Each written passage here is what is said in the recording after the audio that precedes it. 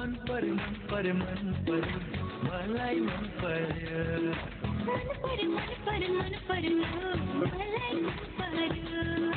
simple कान्छीको Dimple पर्ने गाला simple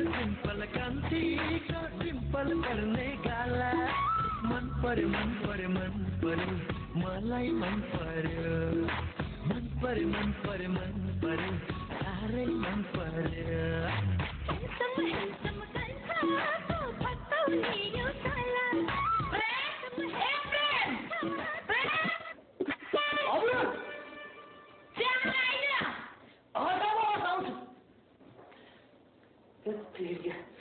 कस्तो सपना देखेछु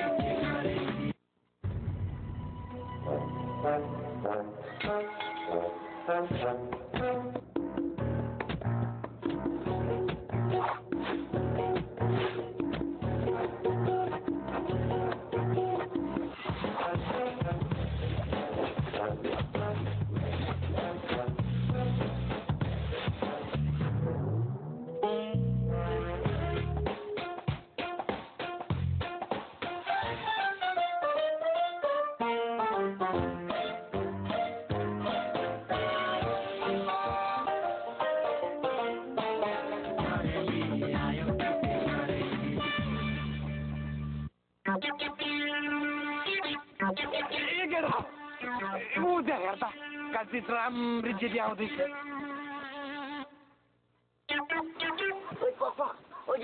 उतापट्टि यो डोरी समातेर बसा म यतापट्टि बस्छु त्यसलाई लडाउनु बचाले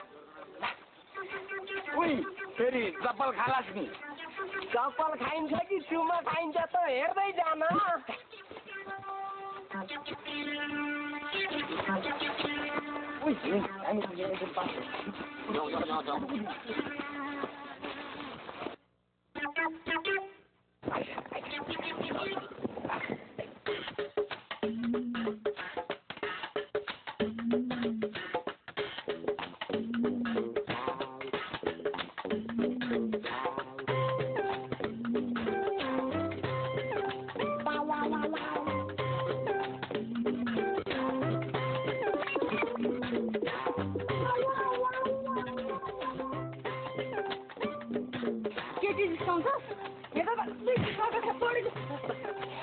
हामीले त तपाईँलाई बित्ताको होइन त्यो केटाहरूले मलाई उल्लु गर्नु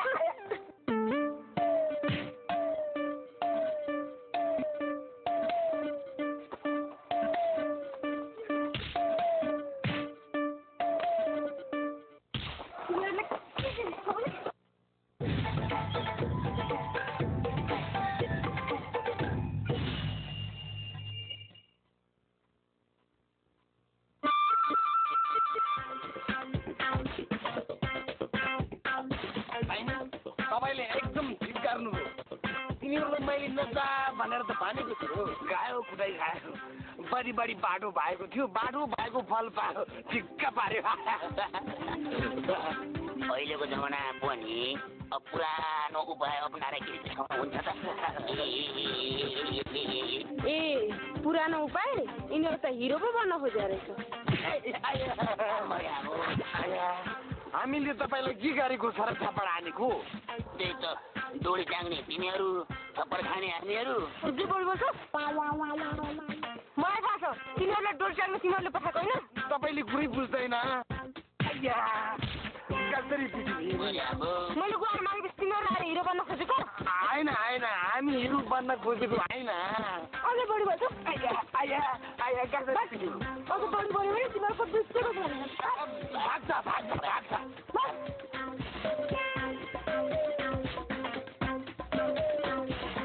यो गाउँमा कस्तो कस्तो मान्छे अब प्रेम बिहे गर्न मान्ला जस्तो छ बरु तिमीहरू अब काकाले भनेको केटी हेर्नलाई प्रेम दाइलाई लिएर गाउँ जाऊ हुँदैन किन नहुनु मजाले हुन्छ त्यसको लागि त हामीले यत्रो लफडा अतिक्रम गरेको होइन सर सोल्टी बरु कहिले नभन्नु न तपाईँ नि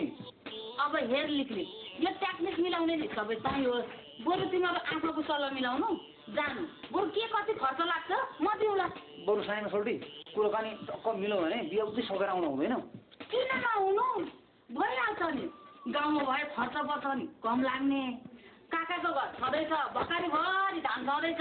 टाक्नमा कति छँदैछ किन नपाउनु मजाले पञ्चे बाजा ठोकेर नाच्नु पाइन्छ कहाँ त्यसो भनेर हुन्छ र प्रेम दाजुकोमा अफिसमा बिदा मिलाउनु पर्दैन अनि कहिले बिदा नलिने मान्छेले बिदा लिनुभएको छ अनि कति दिनको लागि जान लाग्नुभयो प्रेमजी त्यस्तै 8-10 दिनको लागि हो सर अनि बिदामा त घरैसी काम भन्नुभएको छ कतै होलसोच हुन लाग्नुभएको त होइन मिल्यो भनेदेखि हजुरलाई म खबर गरिहाल्छु ल तपाईँको सबै कामहरू चाहिँ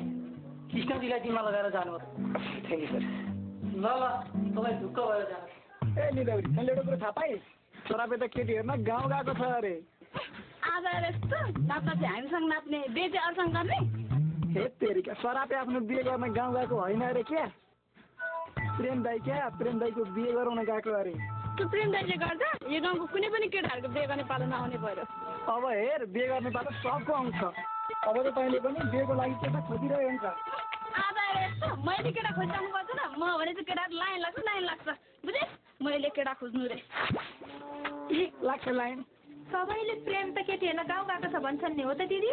बिहानको बसमा गएको छ गाउँ पुगेको छैन कति छिटो हल्ला हुन्छ यो टोलमा के गर्नु र दिदी कुरा ल्याउने ल्याइहाल्छन् मलाई थाहा सोध्नु मन लागिहाल्छ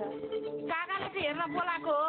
अब उसलाई मन पर्छ पर्दैन अहिले मैले के भन्नु त्यत्रो पढी लेखेको जागिरे मान्छेले गाउँको केटी के मन पराउला पहिले बिहेको कुरा गर्दाखेरि हामीलाई नै खाउला जस्तो गर्थ्यो अहिले त लिग आएपछि एक्कासी परिवर्तन भयो ए हो र अहिले त भित्रभित्र त्यसलाई कहिले बिहे गर्नु जस्तो भएको छ अस्ति त्यसो भनेको म अरू केटी पनि देखाउँथेँ नि त हामी सबैजना बिरामी भयौँ त्यहाँदेखि एक्कासी उसको मन परिवर्तन भयो त्योभन्दा पहिले त पुरै गर्न दिँदैन थियो ठिकै छ नि त एकचोटि गाउँको केटी पनि हेर्दैमा के बिग्रिन्छ र तर बिहे चाहिँ मैले भने केटीसँग गर्नुपर्छ नि दिदी अब अहिलेको केटाले हामीले भनेको कुरा सुन्छन् र केटी राम्री नराम्री भन्ने मात्रै उनीहरूको काम हो लिने दिने के हो कस्तो खानदान हो घर गाना दाइले कति दिन्छ नि यो कुरा हेर्न आमाको काम हो हेर ठोसे मलाई त यो घरको काम हेरिदिने बुहारी भए पुग्छ मलाई यो दाइजो साइजो घर गना केही चाहिँदैन यसको छोराको बिहे गराए पनि केही झर्ला जस्तो छैन जहाँ गएर केटी हेरे पनि आखिरमा चिन्ह देखाउँदा मेरै घरमा त आउँछन् नि त्यो बेलामा मैले जानेछु यिनीहरूलाई के भयो ठोसे किन टोलाकी त के होइन दिदी अब म घर जाउँ कि भने एक पक् म चिया बनाएर ल्याउँछु खाएर जाउँ हुँदैन हो दिदी च्याचीपट्टि खाँदा अहिले माथि जान्छु एक पक् न अस्ति तैँले ल्याएको फोटो पनि लिएर जा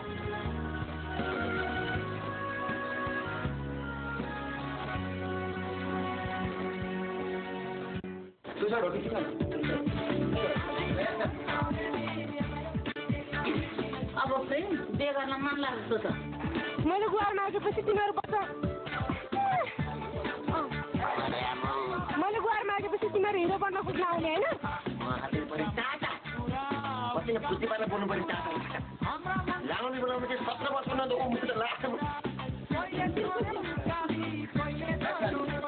ल केटा कुरो बुझि छैन त म लागेँ हटा